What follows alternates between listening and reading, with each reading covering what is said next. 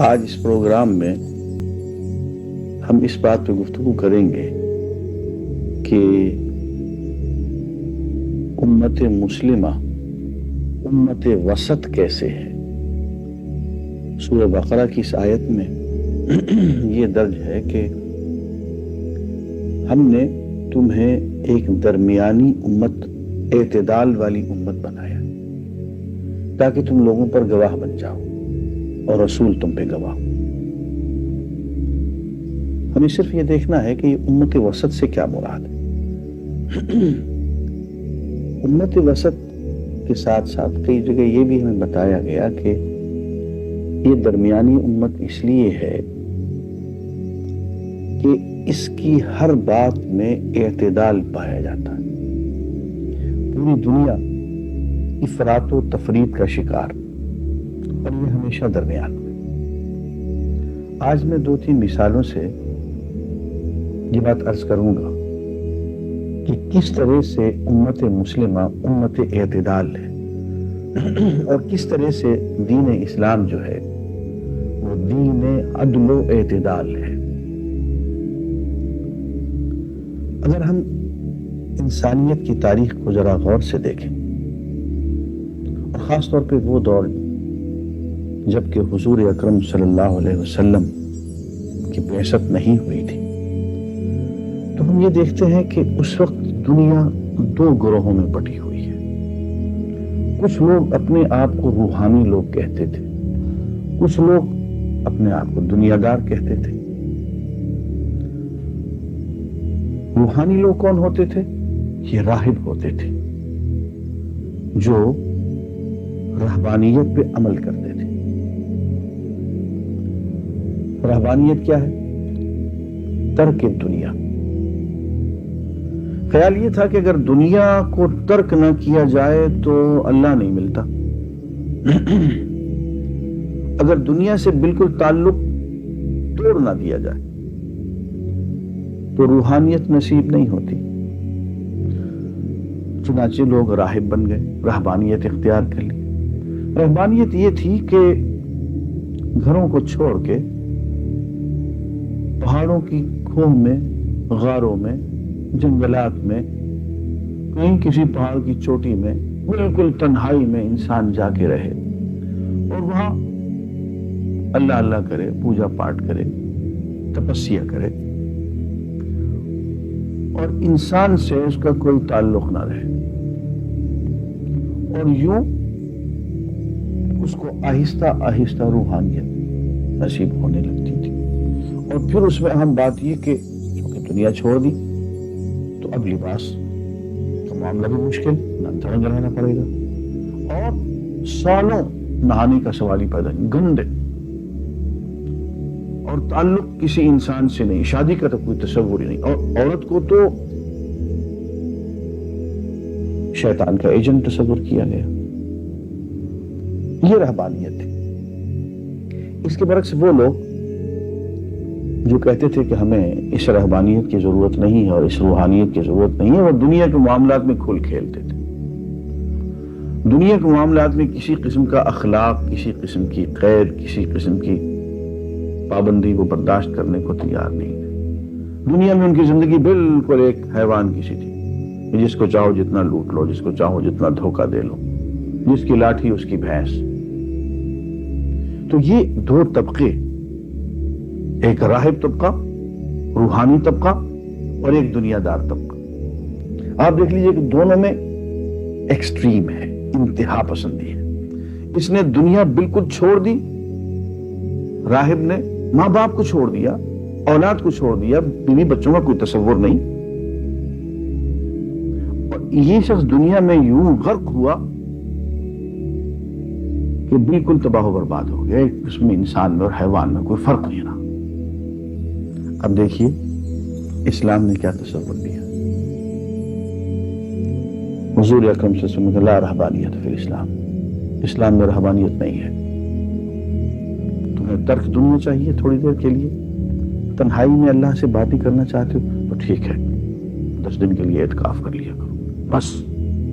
چلو اور زیادہ کرنا چاہتے ہو زندگی میں ایک مرتبہ حج کر لو، عمرہ کر لو۔ اس سے زیادہ ترک دنیا نہیں ہوگا. تمہیں روحانیت کہاں ملے گی؟ اللہ کی محبت کی تصدیق کہاں ہوگی؟ اس دنیا کے کاروبار کے اندر. فرمایا کہ یہ نفس امارہ ہے، تمہارے حیوانی تقاضے ہیں. اچھا، یہ نفس لوامہ ہے، یہ تمہارے روحانی تقاضے ہیں. ان دونوں کو ایسے اعتدال کے ساتھ جوڑو کہ نفس امارہ جو ہے وہ نفس لوامہ ضمیر کے تابع ہو جائے، ان میں دونوں میں صلح ہو جائے، ایک اطمینان کی کیفیت بن جائے اور نفس مطمئنہ وجود میں آ جائے. یہ ہے روحانیت کے معراج اسلام کے اندر. اس کے لیے غار کی کھوہ میں جانے کی ضرورت نہیں ہے، پہاڑوں کی کھوہ میں جانے کی ضرورت نہیں ہے، غاروں کی گہرائی میں جانے کی اور جنگلات جانے کی ضرورت نہیں ہے. یہ گھر پہ ہوگا، یہ دکان پہ ہوگا، یہ دفتر میں ہوگا، یہ سیکریٹریٹ میں اور عدالت میں بیٹھ کے ہوگا. روحانیت حاصل کرنا چاہتے ہو؟ اسلام نے جو تصور دیا ہے روحانیت کا وہ اس قدر عظیم ہے، اور ان دونوں، ایک رہبانیت کی اور ایک دنیا داری کی کیفیت کے عین درمیان میں ایسی خوبصورت چیز ہے کہ انسان دیکھنے میں دنیا دار لگتا ہے لیکن دراصل وہ ایک روحانی انسان ہوتا ہے. فرمایا کہ وَابْتَغِ فِي مَا آتَاكَ اللَّهُ الدَّارَ الْآخِرَةَ. یہ جو اللہ نے تمہیں اس دنیا میں دولت دے رکھی ہے، تمہیں طاقت دے رکھی ہے، قوا دے رکھے ہیں، ٹیلنٹس دے رکھے ہیں، اولاد دے رکھی ہے، حویلیاں دے رکھی، یہ ساری نعمت دنیا کی جو ہے ان کے ذریعے سے ان کو یوٹیلائز کر کے دار آخرت کی تلاش کرو. دنیا کے راستے سے اللہ تک جا پہنچو، لیکن اللہ تک پہنچنے کا راستہ جو ہے وہ دنیا سے باہر سے کہیں نہیں جاتا ہے، وہ ترک دنیا سے کہیں نہیں حاصل ہوتا ہے، وہ دنیا کے اندر رہتے ہوئے اسی میں سے گزرتے ہوئے حاصل ہوگا. اللہ سے محبت کیسے حاصل ہوگی؟ رسول اللہ سے محبت کرنا ہوگی. ان کنتم تحبون اللہ فاتبعونی. پوری کی پوری زندگی اس ڈھب سے، اس رنگ سے گزارنی پڑے گی جو حضور اکرم صلی اللہ علیہ وسلم کی زندگی ہے. اللہ سے محبت کرنی پڑے گی، اس کا لازمی نتیجہ انسان سے محبت ہے، مخلوقات سے محبت ہے. مخلوق سے محبت نہیں ہوگی تو اللہ کی محبت کی تصدیق نہیں ہوگی. یہ کیسے ہو سکتا ہے کہ آپ مجھ سے محبت کریں اور میرے دوست سے نفرت کریں، مجھ سے محبت کریں اور میری بنائی ہوئی چیزوں کی آپ توڑ پھوڑ کریں؟ کیسے ہو سکتا ہے؟ اللہ کی محبت کی تصدیق تو اس وقت ہوتی ہے جبکہ اللہ کی بنائی ہوئی چیزوں سے بھی آپ پیار کریں. اب اللہ کو جو محبوب ترین ہستی ہے وہ رسول اللہ کی ہے، سب سے زیادہ تو پہلے وہاں پیار کریں. اس کے بعد رسول اللہ صلی اللہ علیہ وسلم کے بعد پھر سب سے زیادہ پیار جو ہے رسول اللہ صلی اللہ علیہ وسلم کے متبعین سے، اہل اللہ سے، اولیاء اللہ سے، مشائخ سے ہے. مجھے اس نے کہا نا کہ مرشد دیدار ہے باپ لکھ کروڑا حجا، ایسے نہیں کہہ دیا ہے. اپنے شیخ سے پیار جو ہے وہ روحانیت کی بنیاد ہے. اس کا دل جیتنا جو ہے اس میں روحانیت کی معراج ہے. اور چھوڑیے والدین سے محبت. کبھی والدین کو پیار کی نظر سے دیکھ کے دیکھیں. حدیث میں آتا ہے جس نے والد کو، والدہ کو پیار کی نظر سے دیکھا اس کو حج اور عمرے کا ثواب مل جاتا ہے. اللہ اکبر، معمولی بات ہے. اپنے کسی روٹھے ہوئے دوست کا کبھی دل جیت کے دیکھیں. وہ شخص جو آپ کی شکل نہیں دیکھنا چاہتا، آپ اس کے سامنے سے گزرتے ہیں وہ منہ پھیر لیتا ہے، کبھی اس کے سامنے جا کے اس کے کندھے پہ ہاتھ رکھ کے کہیں کہ یار معاف کر دو. دیکھیں کہاں روحانیت پہنچتی ہے آپ کی. رشتہ دار ہے آپ کا، وہ آپ سے روٹھا ہوا ہے، قطع رحمی ہو چکی ہے، آپ کی بات سننے کو تیار نہیں ہے، وہ آپ سے زیادتی کر رہا ہے. آپ اس کو پیار دے کے دیکھیں، پتہ چلے گا روحانیت کہاں جاتی ہے آپ کی، کہاں پہنچتی ہے. آپ کا پڑوسی ہے، اس کی کبھی خبرگیری کر کے دیکھیں. آپ وہ بیمار ہے، کبھی اس کے پاس 10 منٹ بیٹھ کے تو دیکھیں. بوڑھا ایک بزرگ آپ کے گھر کے قریب رہتا ہے، اس کی کوئی خدمت کرنے والا نہیں ہے، کبھی جا کے اس کے پاؤں دبا کے تو دیکھیں. آپ مہینوں بھر بیٹھ کے خلوت میں اللہ اللہ کرتے رہیں، اس 2 منٹ اس کے پاؤں دبائیں گے، آپ کو روحانیت کے درجے زیادہ نصیب ہو جائیں گے. کر کے دیکھیں گے. اس نے فرمایا کہ روحانیت جو ہے وہ in the thickness of life ہے، the thickness of battle of life ہے. اسی دکان پہ بیٹھے دل یار ول ہتھ کار ول، کام کرتے رہو، سودا تولتے رہو، لیکن دل اس کے ساتھ اٹکا رہے. جو بھی کرو اللہ کی خاطر کرو، یہی ساری کی ساری روحانیت بن جائے گی۔ جو بھی عمل کرو اس نیت سے کرو کہ مجھے اپنے آقا کو، اپنے محبوب کو راضی کرنا ہے۔ اب کوئی چیز دنیا کا کام نہیں رہے گا، سب کے سب کام دین بن جائیں گے، سب کے سب کام روحانیت بن جائیں گے۔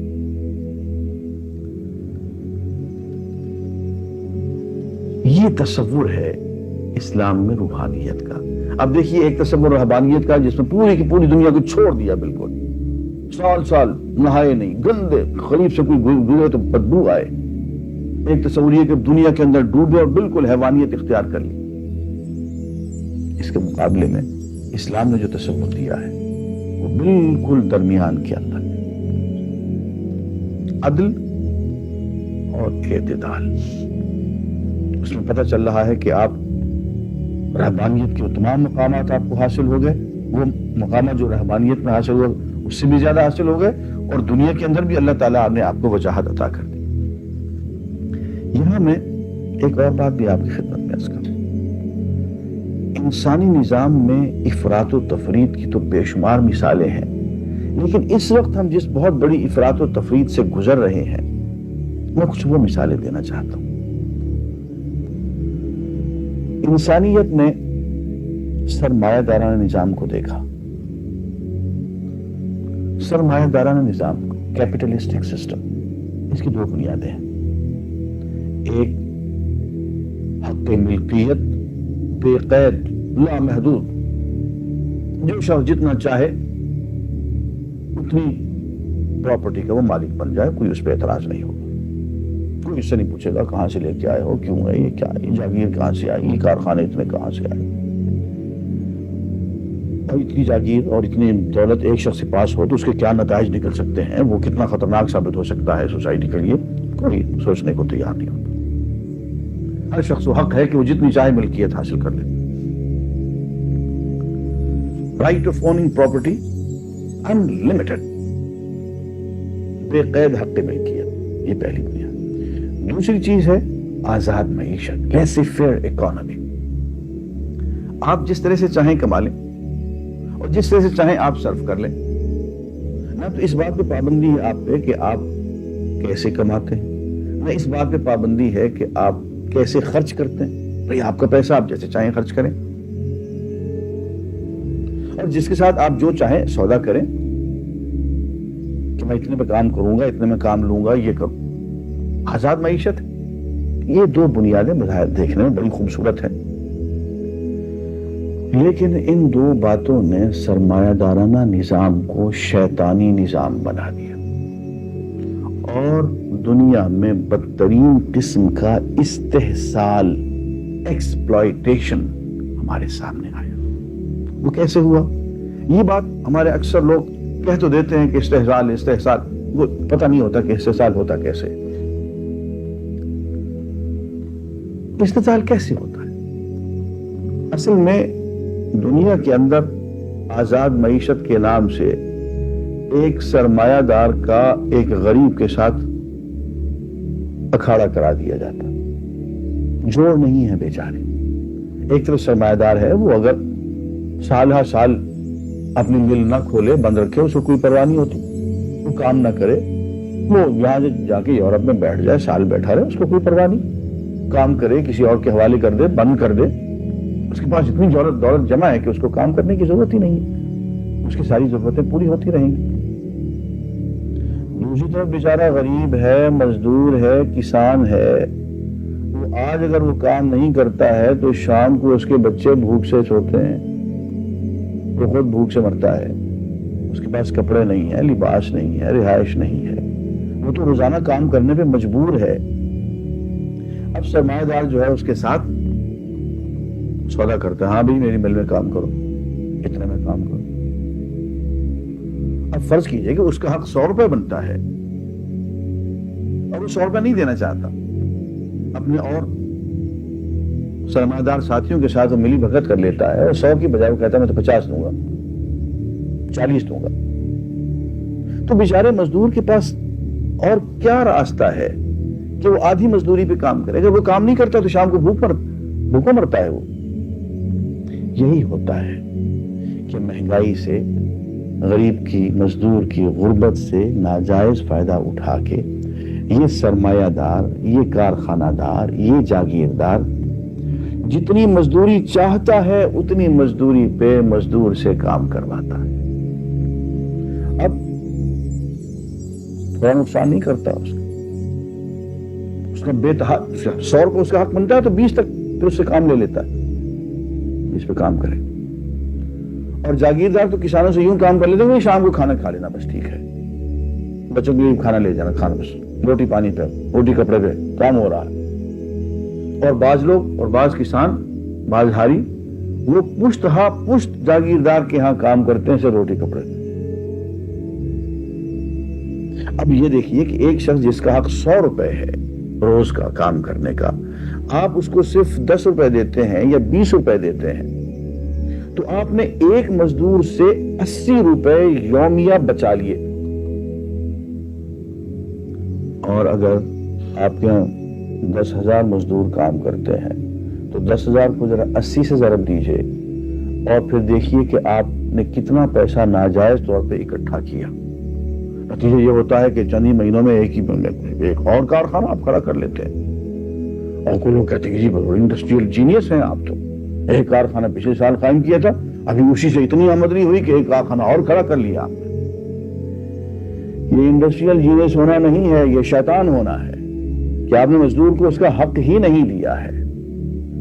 اس کا حق 100 روپے بنتا تھا، آپ نے اس کو 10 روپے پہ 20 روپے پہ رکھا دیا ہے. اور وہ بیچارہ غریب بھوکوں تنگ وہ آپ کے ہاں کام کرنے پہ مجبور ہے، دوسرے کسی کارخانے میں جاتا ہے، دوسری کسی جاگیر میں جاتا ہے تو اس سے بھی آپ نے ملی بھگت کی ہوئی ہے، وہ بھی 20 روپے سے زیادہ اس کو نہیں دیتا. ایک لمبا چکر ہے، میں بہت اختصار سے بیان کر رہا ہوں. نتیجہ یہ ہوتا ہے کہ غریب غریب تر ہو جاتا ہے اور یہ کارخانہ دار جو ہے یہ دولت جو ہے تمام عوام کی سمیٹتا چلا جاتا ہے. اس کے 2 بھیانک نتائج نکلتے ہیں. ایک تو عوام الناس کی کمر ٹوٹ جاتی ہے اور اس کی دولت جو ہے وہ بڑے سرمایہ دار کے ہاتھ میں آ جاتی ہے. دوسرا اس کا ایک فنی طور پر بھیانک نتیجہ یہ نکلتا ہے کہ درمیانہ طبقہ، مڈل کلاس وہ ختم ہو جاتی ہے.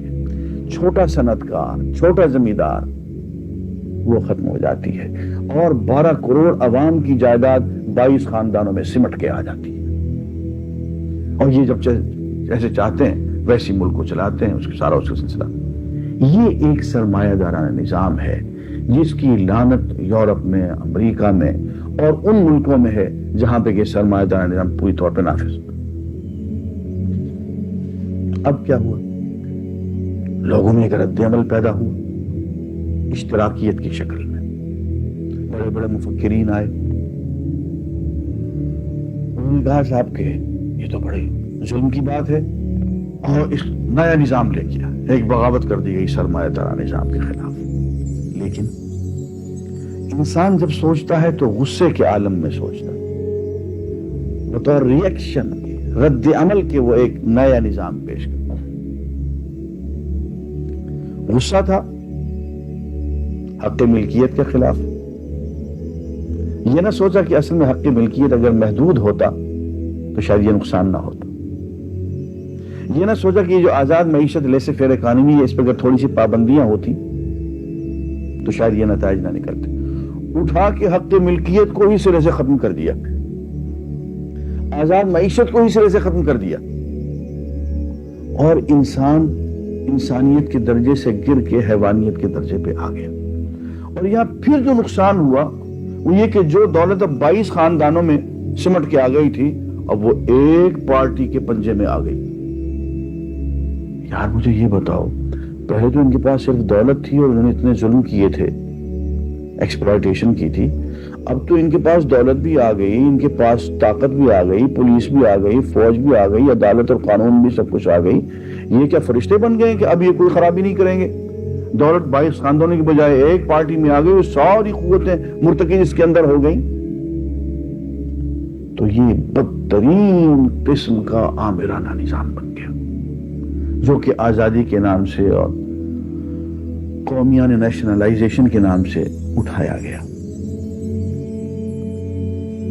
اور اس میں پھر ایک خرابی پیدا ہوئی، وہی خرابی جو کہ سرمایہ دارہ نظام میں پیدا ہوئی تھی کہ جو چھوٹا صنعت کار ہے، جو درمیانہ طبقہ ہے، جو مڈل کلاس ہے، جو چھوٹا ذمہ دار ہے، 2-2 3-3 ایکڑ رکھنے والا، وہ پس کے رہ گیا تھا اور دولت نکل کے ساری کی ساری ہائی اپس میں، بڑے بڑے سرمایہ داروں میں، بڑے بڑے جاگیرداروں میں پہنچ گئی۔ یہاں پھر مصیبت ہوئی۔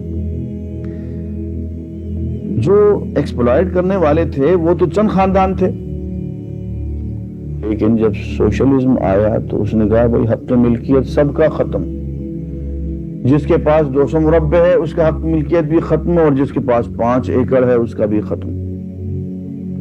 اب زمین جس کے پاس 5 ایکڑ ہے اور جس نے اپنے گھر کے باہر ایک پھلواری لگا رکھی، اس نے کہا یار میں کس کا استحصال کرتا تھا کہ میری زمین تم چھیننے آئے ہو۔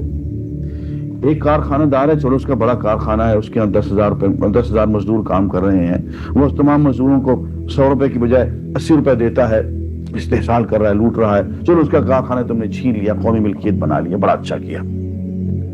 لیکن یار یہ تو غریب آدمی ہے، اس نے اپنے گھر کے اندر یہ کھڈی لگا رکھی ہے، تم نے کہا نہیں یہ کھڈی جو ہم لیں گے، یہ بھی۔ اس نے کہا یار میں نے کس کا حق مارا ہے؟ میں تو میرے گھر میں میری کھڈی ہے، میری بیوی کام کرتی ہے، میرا بیٹا کام کرتا ہے، میں کام کرتا ہوں، یہ تو نہ چھینو۔ آپ نے کہا نہیں ہم یہ بھی چھینیں گے۔ انسانی سوچ ہے نا، افراط اور تفریط ہو گئی نا۔ نتیجہ یہ نکلا کہ بہت بڑی تعداد میں، کروڑوں کی تعداد میں وہ لوگ مارے گئے جو چھوٹے صنعت کار تھے، چھوٹے کاشتکار تھے، جنہوں نے اپنے گھر کے باہر چھوٹی چھوٹی پھلواریاں لگا رکھی تھیں۔ انہوں نے مقابلہ کیا کہ ہم زمین نہیں دیتے، ہم اپنا چھوٹا سا کارخانہ نہیں دیتے، ان کو آپ نے مار دیا۔ کروڑوں کی تعداد، لینن نے 1.25 کروڑ کے قریب انسانوں کو قتل کیا، اسٹالن نے 1.5 کروڑ کے قریب انسانوں کو قتل کر دیا، اور یہی لوگ تھے، چھوٹے صنعت کار تھے، چھوٹے ذمہ دار تھے، جنہوں نے مقابلہ کیا اور مارے گئے۔ نتیجہ یہ نکلا کہ جو خرابی سرمایہ دار نظام میں تھی وہی کی وہی خرابی اشتراکی نظام میں بھی آ گئی، اور اس سے بدتر ہو کے۔ اور سرمایہ دار نظام اپنی خرابیوں کے باوجود اب بھی چل تو رہا ہے، لیکن اشتراکی نظام تو بیچارہ 70 سال سے زیادہ وقت ہی نہیں نکال سکا، وہ تو بالکل ہی اس کی خودکشی ہو گئی۔ اب ان دو ایکسٹریمز، انتہاؤں کے درمیان اسلام کو دیکھیے۔ اسلام حق ملکیت کو تو مانتا ہے، لیکن بے قید حق ملکیت کو نہیں مانتا۔ سوچنے کا حق ہے ریاست کو، حکومت کو، کہ اس شخص کے پاس اگر 300 مربع ہے تو یہ کہاں سے آئی ہے اور کیسے آئی ہے، اور اس کے پاس رہنی چاہیے یا اس کا کوئی بندوبست کیا جائے۔ حق ملکیت اسلام میں بے قید نہیں ہے۔ دوسری بات، یہ دیکھا جائے گا کہ ملکیت کا مصدر اور منبع کیا ہے، ذریعہ کیا ہے۔ یہ جاگیر جو اس کو ملی ہے کسی غداری کی وجہ سے نہیں ملی ہے، دیکھنا پڑے گا۔ یہ سرمایہ داری جو اس نے حاصل کی ہے کسی ایکسپلائٹیشن کی شکل میں تو نہیں کی ہے، اس نے کسی بہت بڑے ظلم، کسی بہت بڑے فراڈ کے نتیجے میں تو یہ شخص سرمایہ دار نہیں بنا ہے، دیکھنا پڑے گا۔ دوسری بات، آزاد معیشت کا جو تصور سرمایہ دار نظام میں ہے، اسلام میں وہ نہیں ہے۔ آپ جیسے چاہیں کما لیں، ہرگز نہیں۔ کمانے کے لیے آپ کو طریقے اختیار کرنے پڑیں گے جو جائز ہوں گے۔ آپ کا پیسہ آپ جیسے چاہیں خرچ کر لیں، آپ کو بالکل حق نہیں پہنچنا ہے، آپ کو ویسے ہی خرچ کرنا پڑے گا جیسے کہ اسلام کہتا ہے۔ آپ اس کو شراب میں، جوئے میں، غنڈہ گردی میں، چوری میں، علل و ترلوں میں، عیاشیوں میں آپ صرف نہیں کر سکتے ہیں، آپ اسراف نہیں کر سکتے ہیں، تبذیر نہیں کر سکتے ہیں۔ تبذیر یہ ہوتی ہے کسی ناجائز جگہ پہ خرچ کیا جائے۔ شراب پینا، شراب پینا ہی حرام ہے۔ اب شراب پینے پہ آپ اگر 10 روپے بھی خرچ کریں گے تو حرام ہے۔ اسراف کیا ہے؟ اسراف یہ ہے کہ کسی ایسی جگہ پہ خرچ کیا جائے جو حلال ہے، ضروری ہے، جیسے مکان بنانا، مسجد بنانا، لیکن وہاں پہ ضرورت سے زائد خرچ کر دیا جائے حلال چیز پہ، یہ اسراف کہلائے گا۔ دونوں کو حرام قرار دے دیا کہ حلال چیز پہ بھی ضرورت سے زائد خرچ نہیں کریں گے آپ، اور حرام پہ خرچ کرنا تو ویسے ہی بالکل حرام ہے۔ تو آزاد معیشت کا تصور بھی اسلام میں ایسا نہیں ہے۔ اب آپ دیکھ لیجئے کہ اسلام اس اعتبار سے سرمایہ دارانہ نظام کی نفی کرتا ہے، اشتراکیت کی نفی کرتا ہے، اور بالکل دونوں کے درمیان ایک عدل اور اعتدال کا نظام لے کے آتا ہے۔